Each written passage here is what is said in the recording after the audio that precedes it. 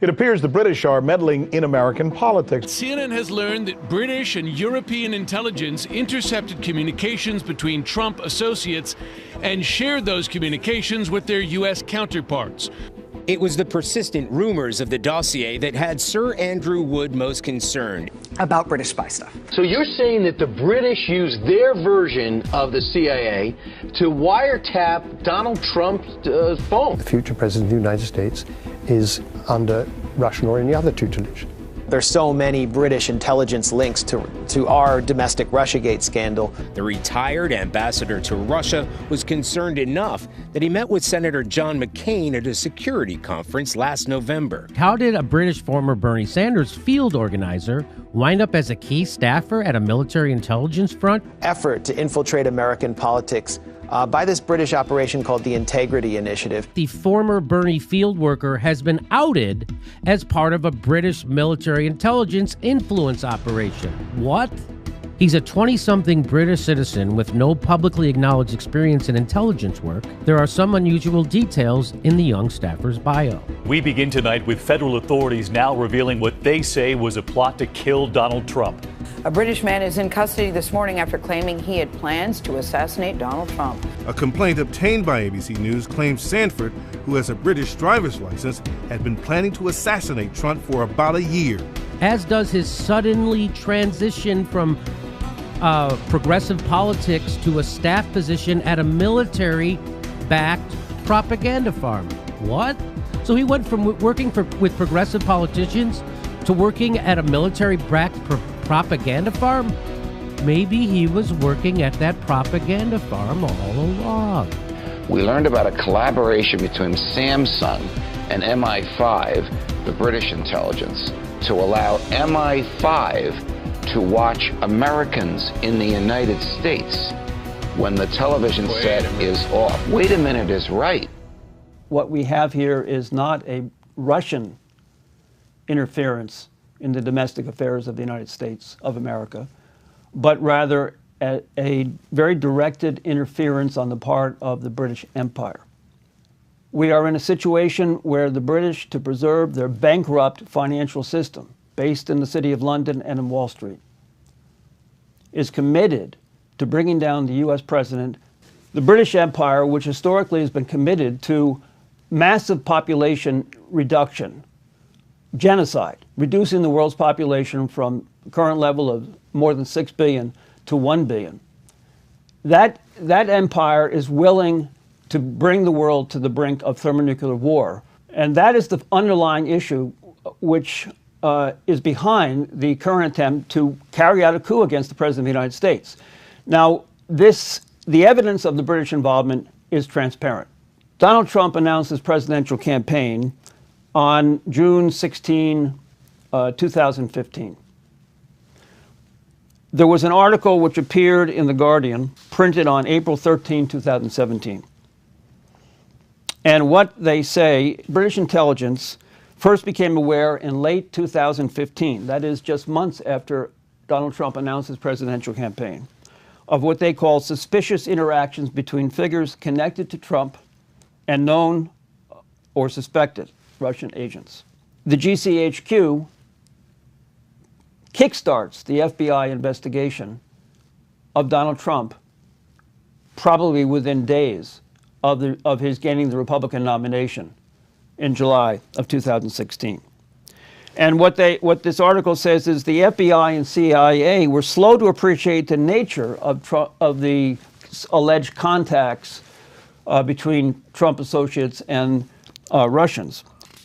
They also then report that Robert Hannigan, head of the GCHQ, passed material in the summer of 2016 to CIA Chief John Brennan, and that Brennan used this information to launch a major interagency investigation.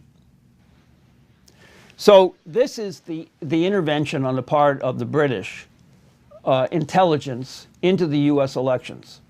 Now, add to this the dossier which was prepared by so-called former MI6 agent Christopher Steele. This has functioned as the roadmap for the FBI's investigation. copies of it were given directly to the FBI, if not by GCHQ, by MI6.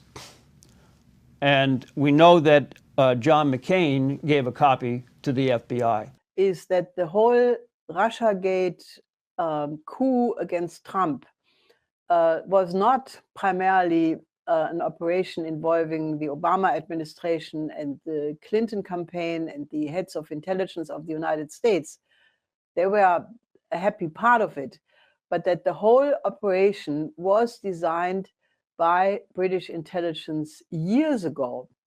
As a matter of fact, the first traces of this go back even before Trump was anywhere in the vicinity. There was on the 18th of December, the House of Lords published a report, which I think is really absolute must reading for anybody who wants to understand the strategic situation. To a House of Lords report, which was published on the 18th of December, less than a month ago, which is called United Kingdom Foreign Policy in a Shifting World Order. Now, my crime story is structured around two very recent events, the House of Lords report, and the second is the exposure of something called the Integrity Initiative. That's a British military information warfare outfit that just fortunately for all of us had a lot of its internal papers posted all over the internet. And you should think about the Lords report as kind of giving the actual policies of the empire. And you should think of the Integrity Initiative, the people who actually convey these intentions and how you're supposed to perceive them, as kind of the enforcers of this view. And they create propaganda, and that propaganda right now is being directed at the United States in the form of an attempt to incite what they call the better martial instincts of the U.S. population towards war, particularly with Russia.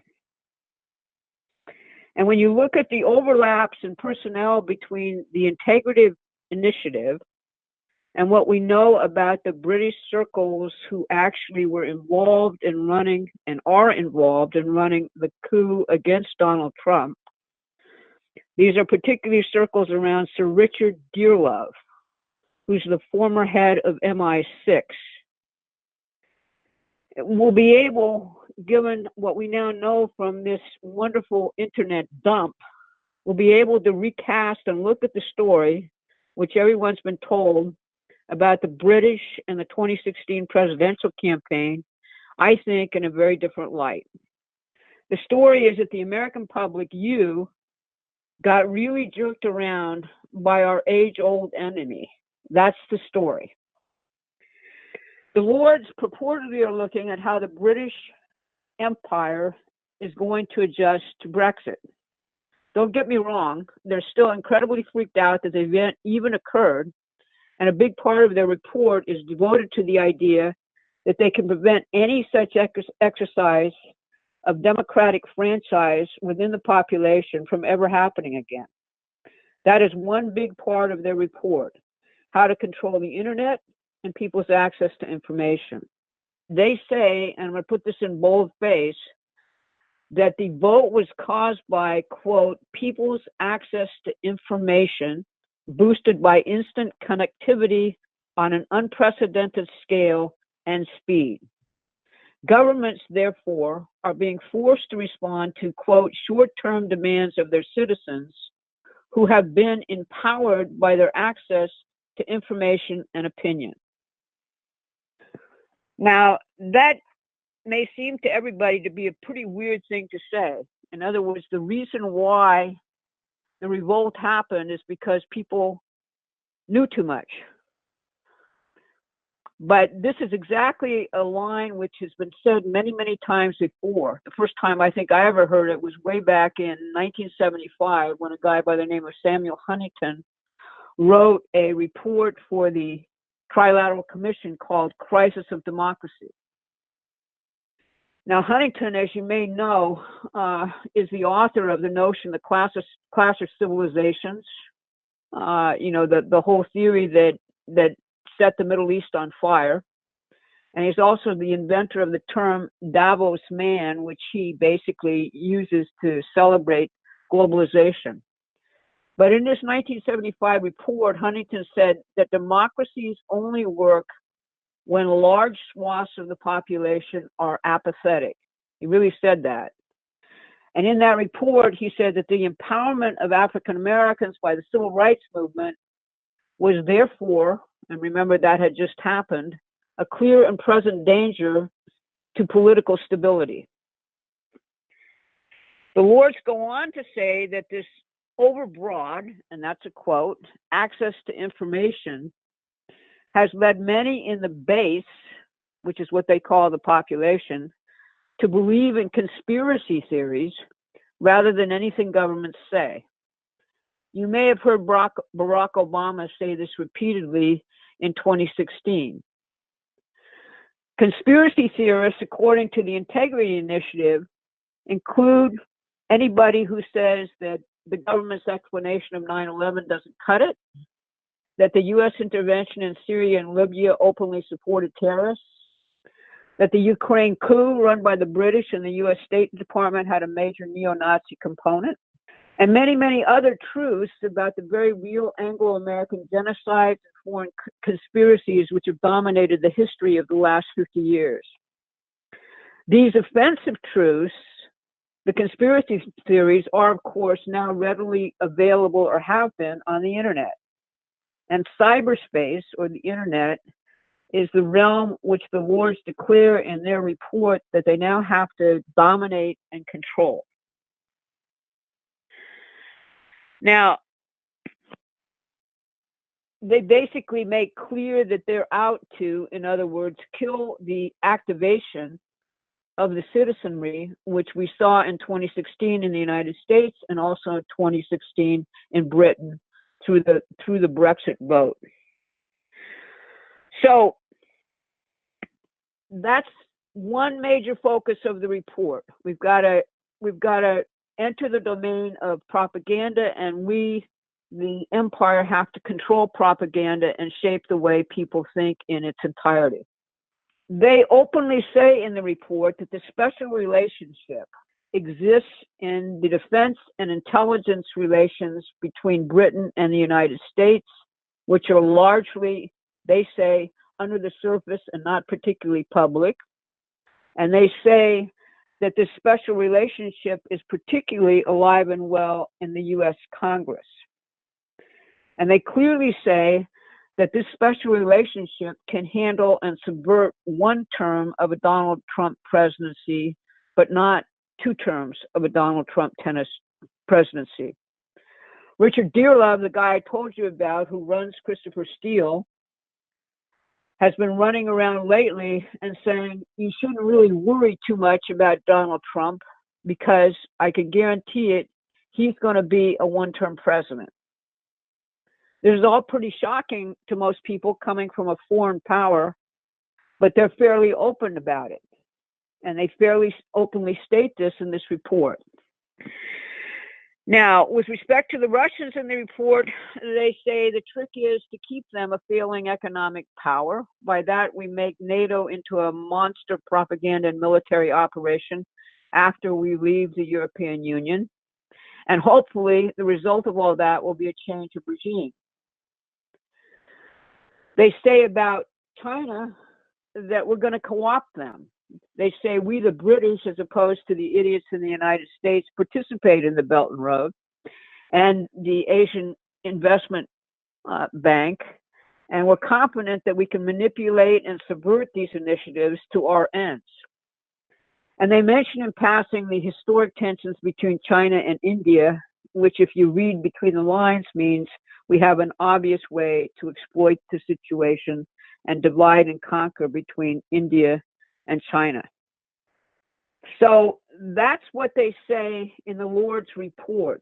Here's the imperatives: destroy the potential of the four powers and make people docile and crazy through propaganda and outright censorship. That's the message which gets conveyed totally when you turn it into its activist mode, which we see when we look at this thing called the Integrity Initiative. Now, on November 23rd, a group which called itself Anonymous, they began posting documents from the Integrity Initiative on the internet.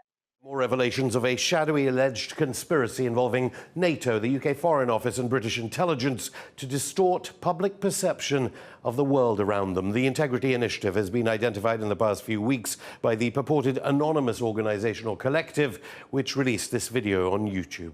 Britain has in fact created a large-scale information secret service in Europe, the United States and Canada, which consists of representatives of political, military, academic and journalistic communities, with the think tank in London at the head of it. As part of the project, Britain has time and again intervened into domestic affairs of independent European states. Now, Americans might be familiar with Operation Mockingbird. It was revealed in the 70s through the Church Commission when the CIA was actually making covert payments to hundreds of U.S. journalists during the Cold War. This is very similar.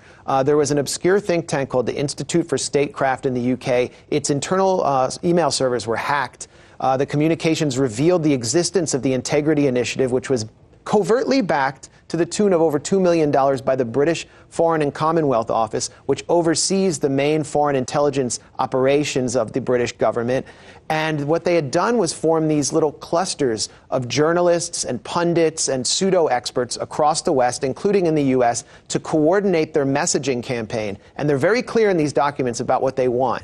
Number one, they want to get the West, and especially the U.S. and the UK, on a permanent war footing against Russia. And number two, smear anyone who gets in their way. And now they're coming to the U.S., and as we've seen from the latest release of documents, the Integrity Initiative's director, who is a military intelligence colonel in the UK, Chris Donnelly, is having high-level meetings with U.S. government officials and journalists in the U.S. And these documents show that this is a rapid response black propaganda information warfare operation, which is presently targeting Russia, China, Western Europe, and us right here in the United States. Since that initial posting, there have been 3 other document dumps, the last one on January 4th. Now, this initiative is a part of something called the Institute for Statecraft. It's a British NGO, and it receives 95% of its funding from the British government, from NATO, and from our State Department. It's housed in London, right next to the International Institute for Strategic Relations, which if you know your British empire, that's the place that all foreign policy and imperial policy normally gets dictated. The building they're in once housed the Knights Templar, for you historical buffs, and was the London home of William Astor. But essentially, the Institute itself has an official address in Scotland in a completely abandoned building.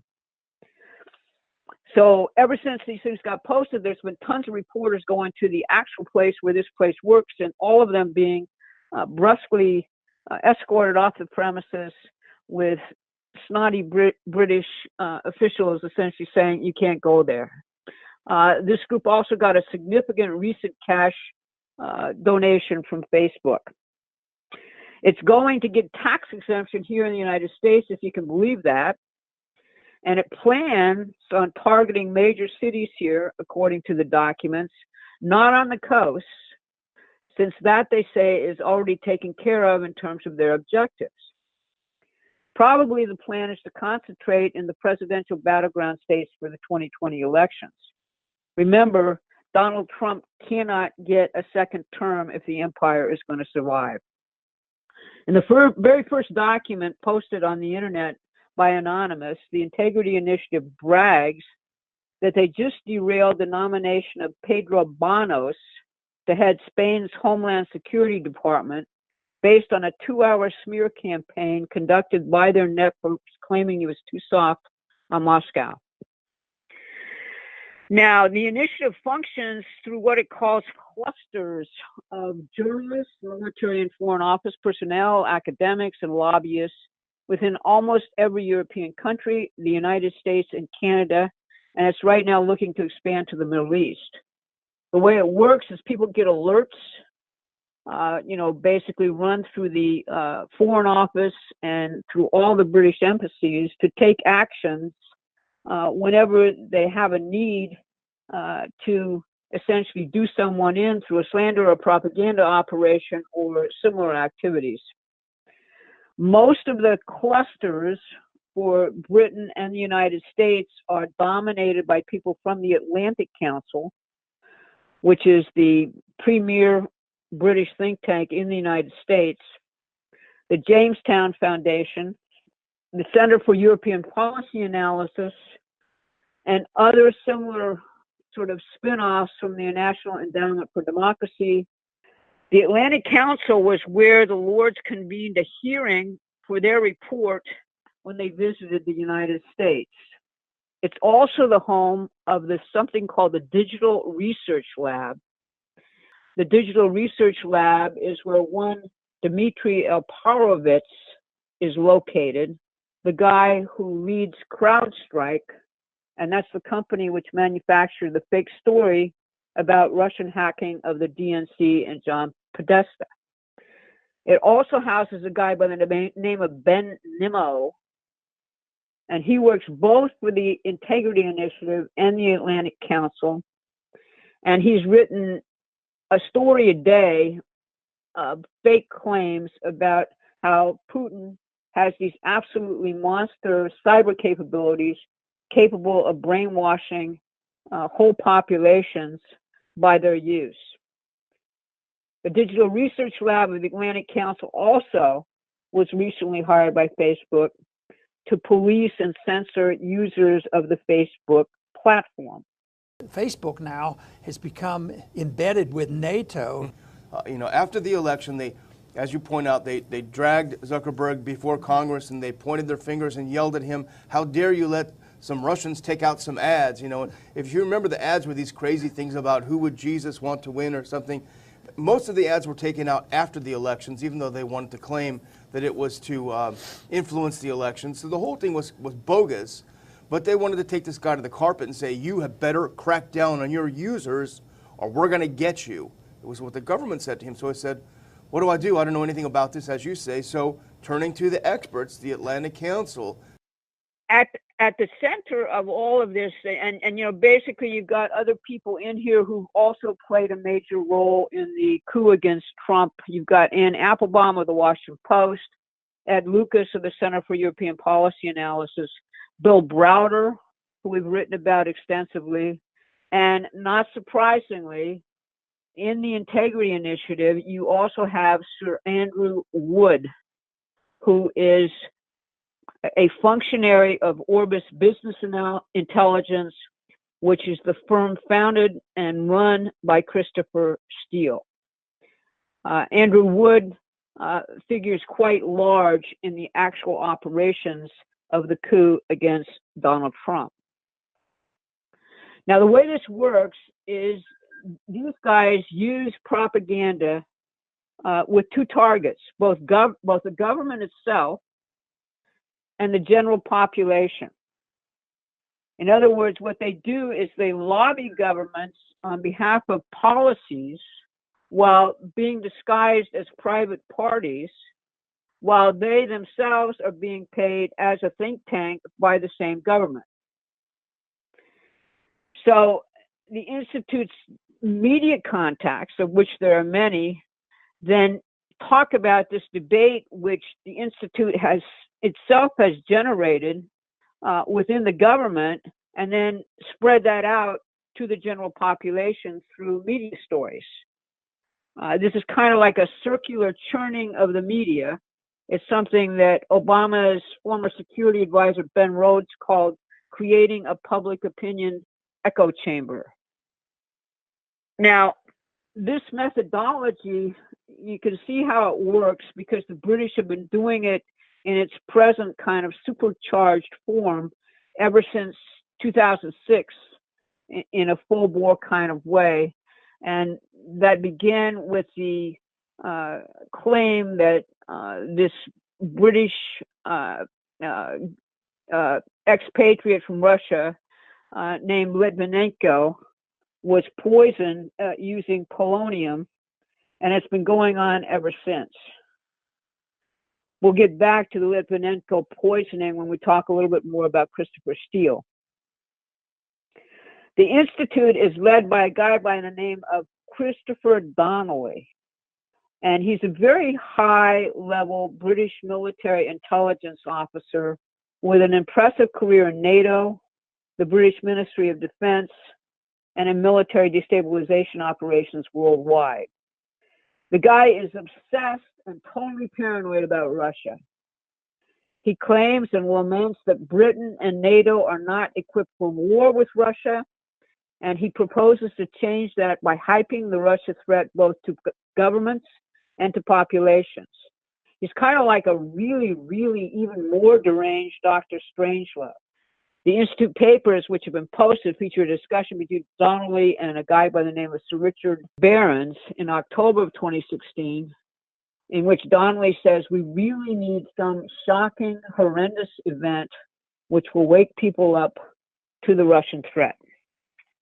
Think about that in terms of subsequent British actions, in terms of Syria, and in terms of the Skripal poisoning, and think about that in terms of their reaction and the way that the whole Donald Trump coup story has evolved. It turns out that the initiative have targeted leaders of their own country. Remember, this is an NGO funded by the British government. They've run a smear campaign against the Scottish Nationalist Party and other domestic opponents of the powers that be in Britain. The papers also show that a guy by the name of Simon Bracy Lane, an Institute fellow, came to the United States and infiltrated the Bernie Sanders campaign in Iowa in 2016. The Institute also claims that the Green Party candidate, Jill Stein in 2016, was a Russian pawn, something which was echoed by Hillary Clinton. Now, there's recent posts by Max Blumenthal, who has done terrific reporting on the Institute posts, and he, in the last couple of days, has posted a whole story about what they're doing in the United States. And in his posts, he notes that the papers which have been posted say that the Institute's aims here is to create a new generation of what they call information warriors.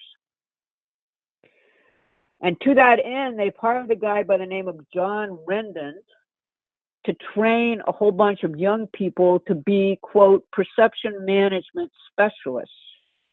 Rendon, if you know your history, is known as the guy who sold the Iraq war. He handled the publicity for Ahmed Chalabi and the Iraqi National Congress, along with other Washington PR firms. That's his claim to fame, the man who sold the Iraq war. BuzzFeed, which infamously published the Christopher Steele dirty dossier on Donald Trump, is listed as a very friendly media source in the papers recently posted to the internet. When Donnelly came to Washington, he was shepherded around by someone named Ann Botter. And if you look up her pedigree, you see that she's a former vice president of the Atlantic Council, and otherwise, all of her pedigrees, all of her LinkedIn profiles are to British institutions. You see that he visited the Center for Naval Analysis, which is a government-funded U.S. project, but which is also a key contributor to the Lord's Report. And we see that he also visited the John McCain Institute's executive director, a horrible guy by the name of Kurt Volker, who now serves as the U.S. Special Representative to Ukraine. He also spent a big amount of time at the State Department's Global Engagement Center. This is a center which was set up in 2016 by Obama and the National Defense Authorization Act, specifically to confront Russian disinformation in the United States, and funded to the tune of millions and millions of dollars by Congress. The full load of money has been given to the State Department's Global Engagement Center. And they're now up and totally functioning in conjunction with this Integrity Institute, which I'm outlining to you now. Global Engagement Center. This was created by the Obama administration in 2016, supposedly to counter Islamic State propaganda. Its mission has shifted, supposedly to counter Russian and Chinese propaganda. But is this Global Engagement Center creating domestic propaganda in the name of countering foreign propaganda? Here's what Richard Stengel, the man who helped create and oversee the Global Engagement Center, had to say about propagandizing American citizens.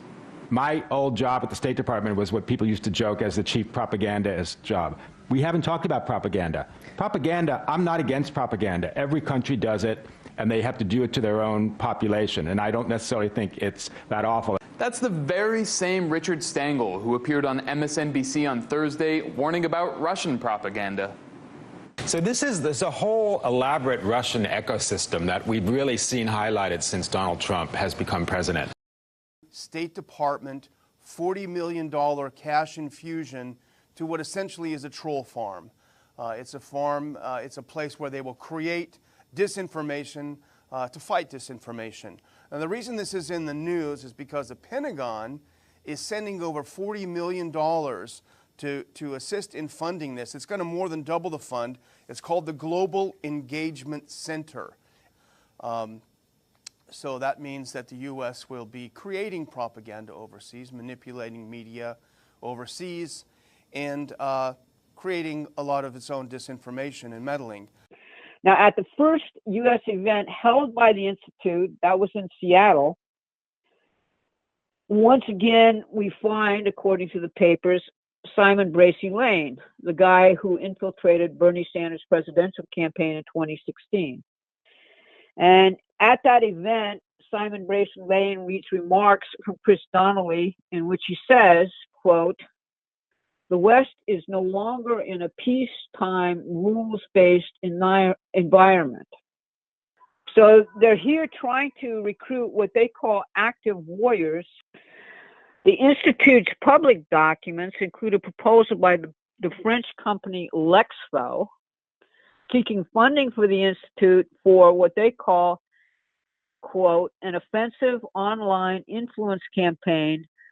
And this online influence campaign includes a proposal for counter-activism through, quote, negative PR, legal actions, ethical hackback, etc. The proposal states that it can launch hundreds of news pieces a day and offers to edit Wikipedia articles.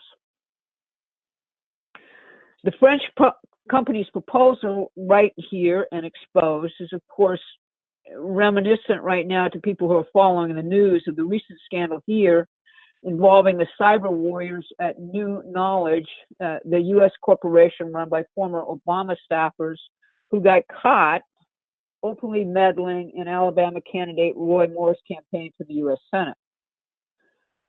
They got caught days after they had been endorsed as experts on Russian disinformation activities in the 2016 U.S. election by the U.S. Senate Intelligence Committee. That is just when Mark Warner and his brother in crime, Richard Burr, were hotly trotting out their nonsense about Russian interference in the 2016 U.S. election. The New York Times published an internal New Knowledge document about actual electoral interference, not by Russia, but by New Knowledge in the Alabama campaign. Among the things these guys did in Alabama was to manufacture a link between Roy Moore's campaign and the Kremlin by claiming that thousands of Roy Moore's Twitter followers were Russian bots. The internal report cited by the Times contained the admission we orchestrated an elaborate false flag operation that planted the idea that the Moore campaign was amplified on social media by a Russian botnet. New Knowledge did also a whole lot of other dirty tricks to swing the election to against Moore online. To give you a sense, a little bit more of this, one of the New Knowledge experts is a guy by the name of Jonathan Morgan, who was once a special advisor to the Obama White House and the State Department, and he's currently a contractor for DARPA. Post-election, he ran his mouth incessantly about how the Russians engineered Hillary Clinton's defeat.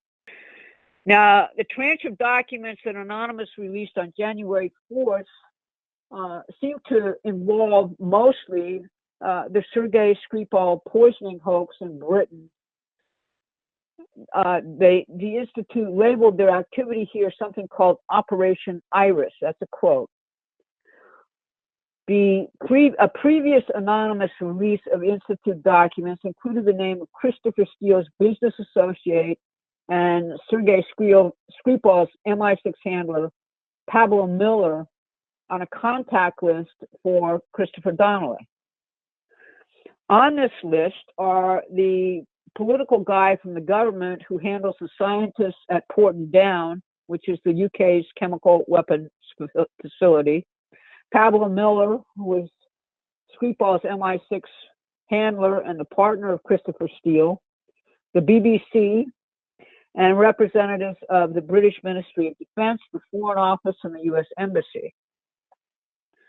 Craig Murray, who was key to exposing the entire Skripal poisoning hoax, wrote back to Anonymous and said, look, this looks to me like this is a list of people who are deeply involved in the Skripal hoax. And it turned out that he was correct when they released these documents on January 4th. Their media campaign about the Skripal poisoning was designed to create popular demand for even harsher actions against Russia by the British government. And they planted articles all over the world blaming Putin and Russia for the Skripal poisoning. The journalists that did this were all paid by the Institute and published multiple articles in the British press supporting the, let's call it the theme, Putin did it and it should be war. That was the line promoted by Operation Iris. The initiative characterized the official British response, if you recall it, as weak. Ben Nemo is perhaps the most famous guy who works for both the Institute and the Atlantic Council. And he has published all sorts of nonsense about Putin. He made the relatively preposterous claim that Putin has weaponized even jokes. Nemo authored a 2017 Guardian piece claiming that Russia influenced the Brexit decision through Facebook ads, an article he wrote with Guardian reporter Carol Cadwallader. Both appeared to have been paid by the initiative for this article, but right after it, Facebook revealed that Russia-linked accounts had spent a total of 97 cents on Brexit ads. This is very similar to what Robert Mueller and the Senate Intelligence Committee put out about how a few $1,000s in Russian Facebook ads, most of which occurred after the election and had little to say about Trump or Clinton, and a full quarter of which were seen by no one, somehow swung the election to Donald Trump. Another Institute expert is a guy by the name of Mark Galeotti, and he invented a whole Russian military doctrine of hybrid cyber warfare out of thin air in 2013.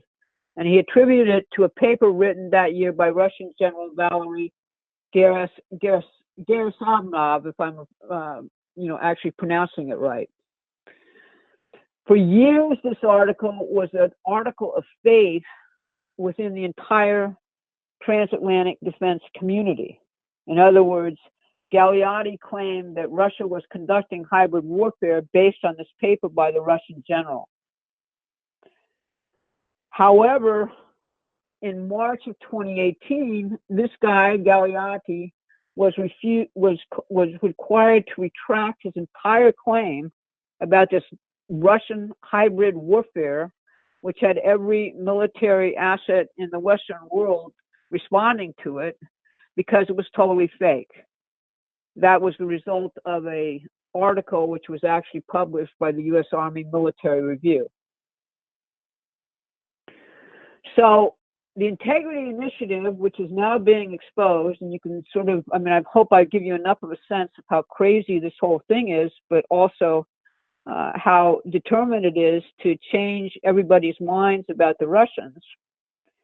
It's only a small part of what's become a fairly massive hybrid warfare operation, not in Russia, but in the Western world, and it's targeting anybody who dissents in the populations of the targeted nations. It got a really big lease on life following the Ukraine coup in 2014 and following the initial rumblings in Britain itself about Brexit. Hillary Clinton has been quoted extensively on this, saying that the British and the U.S. utterly failed to sell their coup in Ukraine as a triumph of democracy, which of course it wasn't. And she attributed this to what she called superior Russian social media and disinformation regimes. Now, anybody thinking about it who knows the real story would say that when you employ neo-Nazis as the mercenaries in your coup, and anybody knows about it, that sort of has a big impact on the democracy applause meter. It's also not accidental that Christopher Steele, even as far back as that time, was serving as a big advisor to Newland and the Obama administration concerning the Ukraine coup, and he delivered over 100 memos and missives to the State Department concerning operations in that coup in Ukraine. So, you know, looking at the history in the United States, we come really in the modern history to Barack Obama. When he came into office in 2008, the problem was, how do you manage the financial collapse and the bailout and prevent a revolt of the American population because of what you just did? So basically, he proposed to attack, even back then, anything that was truthful as a conspiracy theory. And his sort of person he put out there as the face of this for public debate was a guy by the name of Cass Sunstein, who was Samantha Power's husband. And he wrote an article in the January 2008 Harvard and University of Chicago Law Reviews, in which he focused largely on debunking what he called fake conspiracy theories about 9/11. And in that article, he cites as his authority the guy who is really the godfather or rabbi for George Soros, the British agent Sir Karl Popper. And he advocates that what should happen is the government should intervene directly in internet chat rooms in the form of what he calls, quote, cognitive infiltration. And he suggests that private parties actually working for the government get on the internet, get into chat rooms, and, you know, basically intervene on people pushing the conspiracy theories directly. This in turn will cause what he calls cognitive dissonance, and that will make anybody who's in these conspiracy forums actually politically impotent. In other words, peddling false and fake propaganda within these internet forums. If you look at the activities of QAnon, something which people are familiar with, which is targeted Trump supporters, you know, really, really quite extensively, you get the idea of how this stuff actually works. You know, basically, as far as I have reviewed it, what happened with QAnon is that before the midterms, when people really needed to come out, a whole bunch of Trump people got stuck in this internet video game, Pokemon type thing, which features clues about the coup and what was happening in the coup, allegedly from some high on intelligence source called Q. And the claims which were made were entirely fake, one of which was that Robert Mueller is really on Trump's side. And therefore, you don't have to do anything in terms of getting out there and thinking about how we're going to turn this mess around. That's a pretty good example of cognitive infiltration. Suffice it to say that with the money being allocated from Congress and the NDAA, and the money which has been allocated by NATO and Europe, in looking at all this, what you see now with the money turned on is that you can actually name about 60 distinct organizations, big ones, which are doing nothing but information warfare and psyops against the population of the United States, filling your brain with a bunch of fake, stupid nonsense. And that's just the public side of the operation. Max Blumenthal, the reporter I cited who's done such excellent work on the Integrity Initiative, has compared it to Operation Mockingbird. And that was the collaboration of intelligence agencies, compromised politicians, the national news media, employing over 400 American journalists to produce fake news for the CIA during the Cold War. And I think he's right about that comparison. Now, the phony Steele dossier and the Integrity Initiative involve the same British intelligence networks revolving around Sir Richard Dearlove, the former head of MI6. Very same networks. Dr. Victor Madeira, who's one of the key staffers at the Integrity Initiative, used to work directly for Dearlove and Sir Christopher Andrew at the Cambridge Intelligence Forum. Andrew Wood, the former UK ambassador to Russia, close Dearlove friend and advisor to Christopher Steele's Orbis Business Intelligence Company, is listed as a specialist team member of the Integrity Initiative. Drew Foxall of the Henry Jackson Society, where Dearlove is the leading light, is listed as, quote, inner core of the Institute. Both the Integrity Initiative and Christopher Steele traffic in intelligence lies targeted at Russia, and they employ a media echo chamber to legitimate these lies through media retainers and witting government accomplices. Steele's business Orbis Intelligence in 2011 listed among its special skills as, quote, creating public opinion groundswells and, quote, delivering targeted political campaigns. Richard Dearlove, if you know his history, is an old hand at this. When he led MI6, it was Dearlove who famously vouched for the Doctrine dossier, which said that Saddam Hussein had weapons of mass destruction, and he collaborated on that with George Tenet from our CIA in one of the 20th century's most deadly intelligence lies. Steele, as I kind of referenced before, has sort of a less developed pedigree in the wilderness of lies, if you will. Alexander Litvinenko. Steele was the case officer for an MI6. Litvinenko defected from Russia and went to work for the Russian oligarch Boris Berezovsky. It was here, between sets, that oligarchs like Berezovsky managed to get their hands on new riches. Here that he was given control of Sibneft, Russia's third largest oil company, for just $100 million. Но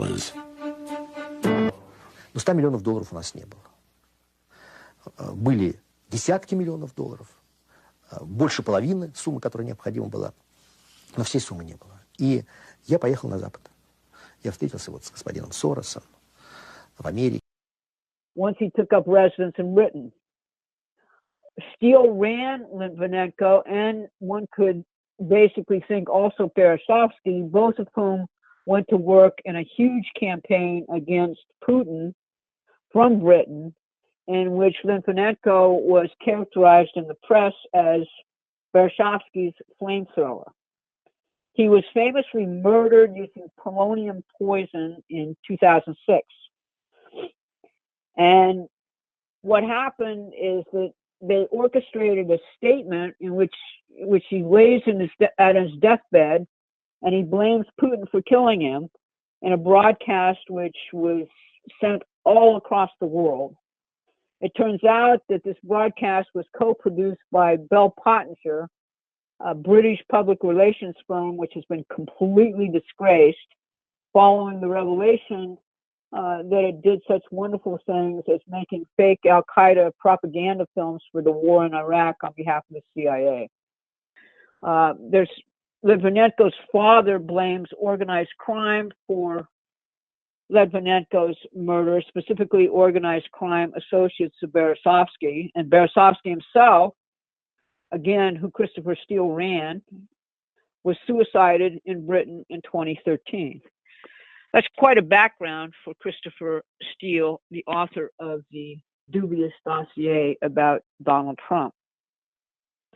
Now, all of Steele's operations in Britain were mentored by Dearlove. He was in on them, completely ran them, and he vouched for Christopher Steele throughout the Five Eyes intelligence community.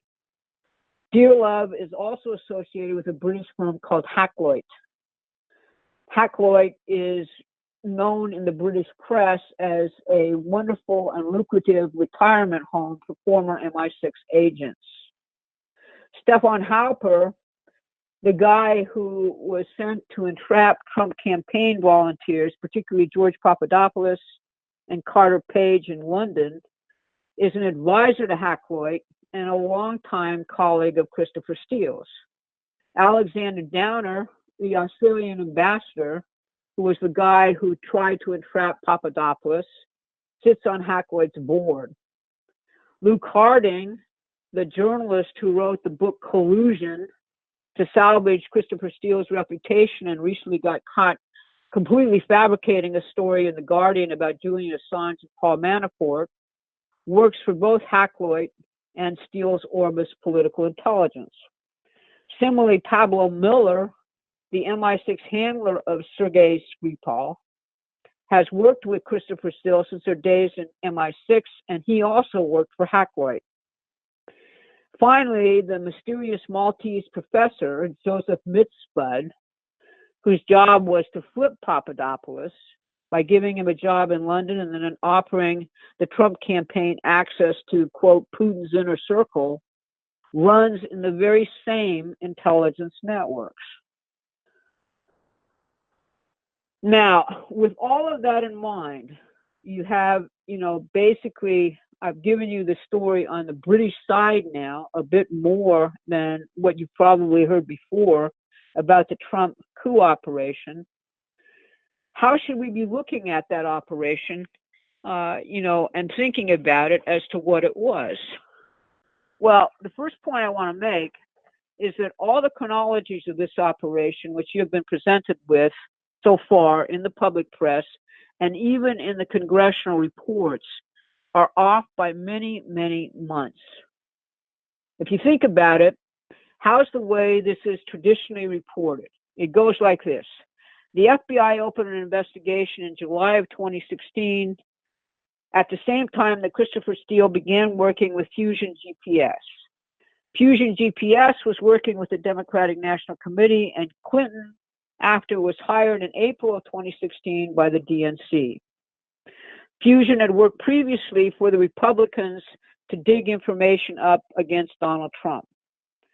The dirty and very corrupt Justice Department got a FISA warrant against Carter Page by lying to the FISA court in October. All the time, two FBI agents, one an attorney, the other the case agent on the Trump-Russia organization, were engaged in a very hot extramarital affair. Were communicating that they hated Trump over their cell phones and were collaborating on an insurance policy to prevent his election. After the election, the Steele dossier was made public by some weird operation involving BuzzFeed, James Clapper, James Comey, and John McCain. Isn't that kind of the basic scenario you remember, the one that's been endlessly reported? Look, this is only a minuscule part of the real story. Christopher Steele and Richard Dearlove had pre-written, in many respects, what became the Trump dossier in something called Project Charlemagne, a dossier about how the Russians had manipulated the June 2016 British Brexit vote and were manipulating elections throughout Europe well prior to the 2016 election in the United States. Steele was listed as a paid FBI informant as of February 2016. John Brennan convened a task force at CIA headquarters, a very questionable act under U.S. law, as of March 2016, and was receiving intelligence from the British about Trump, screening it, and then forwarding it to the FBI. A large part of it involves the hacked emails of a State Department official named Robert Otto, who was considered to be the U.S. biggest current expert on Russia, and who was communicating throughout 2016 with British intelligence and key actors in the coup, including John McCain's friend David Kramer, who leaked the Steele dossier to BuzzFeed in coordination with British intelligence, James Clapper, and Jim Comey. Most of the U.S. operations against Trump, as Devin Nunes emphasizes, but has never been able to fill out because it's all classified, came out of the State Department, not the Justice Department, and were particularly overseen by John Weiner and Victoria Nuland. The State Department is the center of British operations in the United States, even more so than the CIA. In October of 2016, 1 month before the U.S. election, Christopher Steele held a full-scale briefing at the State Department, and he handed out stuff to select journalists and others present. That's according to Victoria Nuland's testimony before the United States Senate, something you don't see played up very much.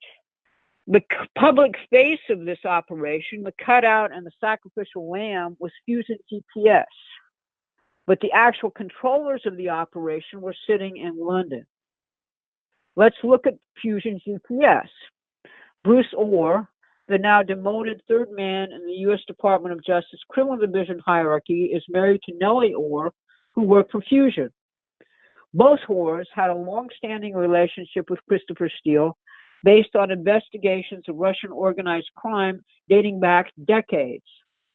Neil King, who works for Fusion GPS, is married to Sheila Murray, who was Barack Obama's senior policy advisor at the White House, having previously worked for years for Vice President Biden.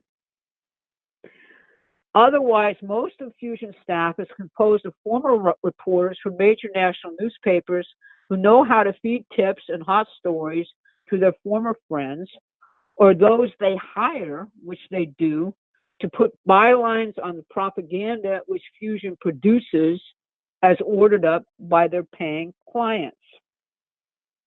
A major client for Fusion's products has always been law enforcement.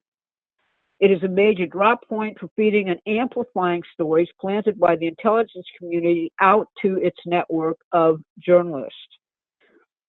Fusion, therefore, has had a professional relationship with at least Christopher Steele's Orbis Business Intelligence in Britain since 2010, if not other entities associated with Sir Richard Dearlove. In other words, they are a propaganda front for British intelligence for pay in the United States. But what I really want to emphasize here is just how preposterous the Steele report actually is. The dossier, the dirty dossier itself, is flat out, totally and utterly false, a stinking, hideous fraud. Christopher Steele, in all his subsequent testimony, describes it as unverified, raw intelligence, and he refuses to vouch for its accuracy. Even its most fervent champions, such as Michael Isikoff, who met personally with Steele in September of 2016, now doubt that the document has any veracity at all, and yet it contains the central legends of the entirety of Russiagate. After the election, Tom Steyer, George Soros, and other Silicon Valley billionaires provided some $70 million to attempt to put meat on Steele's work product. A big part of this exercise, I think, is to create enough atmospherics and smoke to prevent the public from concluding that those who believe this crap are stark raving mad and belong in mental institutions rather than having any say in our government. That is also a large part of the function assigned to Special Counsel Robert Mueller. Now let's think about this. Believing that this dossier is true requires you to assume that Christopher Steele had 32 deep sources inside the Russian government. What they allegedly told him is specific enough in time and content to identify them. You have to further assume that the British government, therefore, was willing to roll up this entire network, since the clear intention was for the dossier's claims about Trump to be published as widely as possible. By any account, Britain and the United States together do not have 32 highly placed sources inside the deepest circles of the Russian government, nor would they ever make them public in this way or with this extremely sloppy tradecraft. The dossier, however, uses aspects of readily available public information, such as the sale of 19% of the energy company Rosneft. That was the alleged bribe offered to Carter Page for lifting sanctions, to concoct what is an entirely fictional narrative of high crimes and misdemeanors. On January 2nd, Lee Smith over at the Federalist wrote a very significant article sort of demonstrating this hypothesis. He contends, and he provides a documentary evidence, that most of the dossier is simply drawn from public source postings, some of which are Ukrainian and Russian, with embellishments by Steele to change the actual events reported in these news sources to nefarious crimes. In other words, there are no real Russian sources, period. Others have made a similar comment about the dossier's most salacious and incendiary allegation that Donald Trump cavorted with prostitutes in Moscow who urinated on the bed in which the Obamas slept, the so-called P allegation. But this even seems to be simply a rejected revival of a 2009 propaganda story about Silvio Berlusconi, who allegedly spent the night with a prostitute in a hotel room in Rome, defiling Putin's bed. No one has ever said that the British are original. So, thinking about that, a totally fake story has dominated the popular perceptions of many people in the United States for over a 2.5-year period. An obvious fake. The only reason why it survived is because very powerful people told some people in Washington, you have to believe this. If you don't believe it, you won't have a career right here in Washington, D.C. This, unfortunately, is the way much of D.C. functions. So I've told you something that's kind of a long and a little complicated story, but I think the facts are very relevant to everything we're facing today. It means basically that people have to get out of the fishbowl created by the media, most of which right now is fake. Documents purportedly leaked from the UK-funded influence network, the Integrity Initiative, once again apparently expose how the group planned to counter so-called Russian propaganda.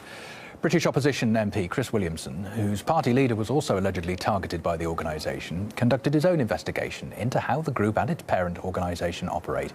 Well, it's not a figment of imagination. This organisation definitely exists. These lists exist. We know that they have swung into operation, for example, into the issue of Pedro Baños, who was the preferred candidate for the Spanish director of their Homeland Security. You've written to the Spanish Prime Minister? I've written to the Spanish Prime Minister about this, because what on earth is a state-funded, British state-funded organisation doing, interfering in the internal governmental appointments in a fellow European democracy? This is an absolute democratic outrage, and I'm therefore a little bit troubled and surprised, frankly, that we're not seeing any real pickup in the mainstream media in this country. There's been a passing reference on the BBC to this issue. The government ministers seem to be, trying their very best to close this story down, saying there's no truth in it, it's complete sort of fabrication and so on.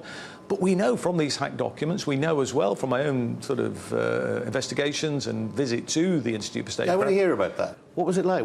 You went to the registered address of the Institute? Well, there were two addresses. They have a registered address in Scotland, and it's at the end of this remote dirt track, actually. And it was the dead of night when we arrived there, and it was rather spooky, I've got to say. And when I reached the end of this dirt track, I was confronted with this semi-derelict mill. There were one or two lights on in a couple of the units there, and I did speak to some of the people who had businesses located at the mill. They'd never heard of the Institute of Statecraft. One of them said his dad had mentioned something that was in the newspaper about some shady organisation based in Monarchy, which is the village close by. But that was as much as he knew about it. And I then went to their offices in London, just near Temple Station. And bear in mind, this is a state-funded organisation. Bearing in mind as well that I am a member of Parliament here, and I thought, well, I'll try and ask some questions directly to the organisation, see if they can clarify anything. And I was met with a very hostile reception. I mean, shouted at, and the door slammed in my face. Well, Integrity Initiative earlier admitted its documents had been hacked, but denied any covert type of activities. Meanwhile, the latest batch of documents suggests the group's been discussing plans to counter Russian and Chinese propaganda by getting the film industry on board. Ilya Petrenko investigates where a good film turns into propaganda. We've shown you papers that could shed light on how taxes paid by people in this country may be used to stop what Russia's up to, there and way beyond.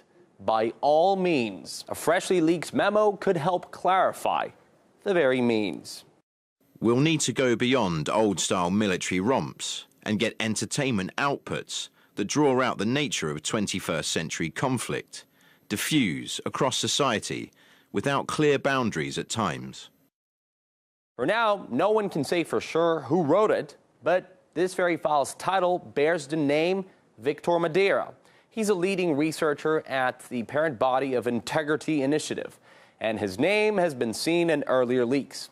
Anyway, the author, whoever it really was, wants to get as many of the elements of the entertainment industry as possible on board, all in a bid to deal with all that propaganda from authoritarian strongholds. He suggests that experts should articulate how US and other global entertainment powerhouses can improve and coordinate so that output messaging converges to bolster shared democratic values, but with locally relevant content. See, it's okay to feed people propaganda through movies, TV shows, music, as long as it's the right propaganda. Let's read further into the paper. It would be a grave oversight, I feel, to focus exclusively on the USA. The Five Eyes countries, the US, UK, Canada, Australia and New Zealand, have unrivaled influence. Let's not forget other core players worldwide. Even Russian and Chinese entertainment communities should not be out of bounds for Western support. For example, the fantastic Russian film Leviathan. Once you look at these documents, what you find out is that they're actually performing the very definition of propaganda by creating something that they call clusters, which is essentially trying to pull together people from Hollywood, news media, politicians, think tanks, all kinds of thought leaders, and to give them the same message, which is an anti-Russia message, that they can push out across Europe and into the United States. And so when you start trying to organize large groups of people to all say the same thing, Tyrell, what else is there to define propaganda? This other story that has come out that we've been covering, of course, and you guys have been covering so heavily, in the Alabama special election that took place with Roy Moore, right? And it's the exact same tactic that was used there. Now, it wasn't by this group necessarily, it was by a different group, but it was the exact same tactic, which was, create disinformation, take that disinformation, use it to smear this candidate, pass it to the media reports as if that information is accurate. It's the exact same strategy taking place in different places. This is a story that has not gotten any coverage on national mainstream media in the United States, even though it is an incredibly important story, as this group has been in Washington, D.C. It has met with members of the administration. It has attempted to run this same kind of campaign here that it's running in the UK, and yet it doesn't make headlines at all. So when you omit stories, when you refuse to discuss them to keep them out of the public conscious, I think it's very easy to manipulate.